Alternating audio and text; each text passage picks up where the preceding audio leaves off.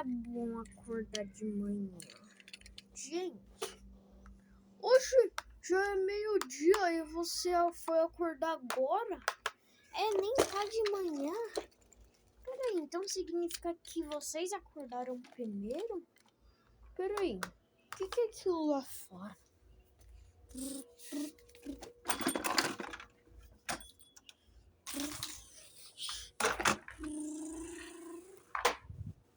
É um caminhão de lixo? Sim, é um caminhão de lixo. Ele tá fazendo muito barulho. Ai, nós acordamos por causa disso. Tem muito barulho na nossa rua.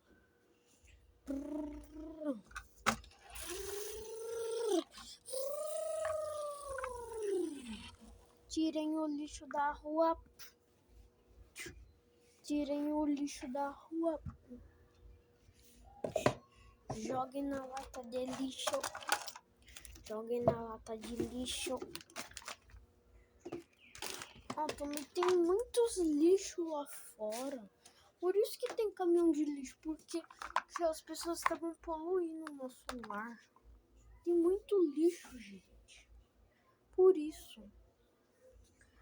Aí a gente tava dormindo tranquilo. Aí do nada aparece esse caminhão de lixo. Pip. Aqui é o Dipser da Record. E hoje eu tenho que falar uma notícia. Hoje todo mundo acordou tarde por um motivo. Por causa que a gente tá escutando uns barulhos de caminhão de lixo. E ainda mais a gente tá escutando uns barulhos estranhos. Vamos ver o que é. Nossa, gente, eu acho que tem um bicho atrás da geladeira. Será que dá pra ver?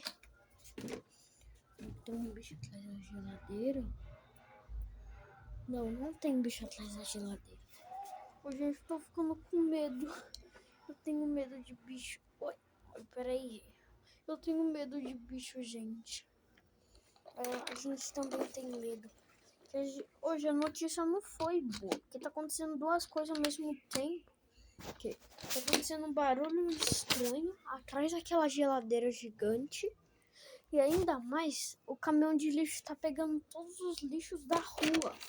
Aí tudo isso está causando barulho. E a gente não conseguiu dormir. Então a Record vai ficando por aqui. Tchau. Oi, gente. Quer saber? Eu vou lá ver o que aquele caminhão de lixo está fazendo. Peraí, ele já foi embora. Então quem que era o bicho que estava atrás da geladeira? Só um mistério. Ai, gente, tô com medo. Tem um bicho atrás da geladeira?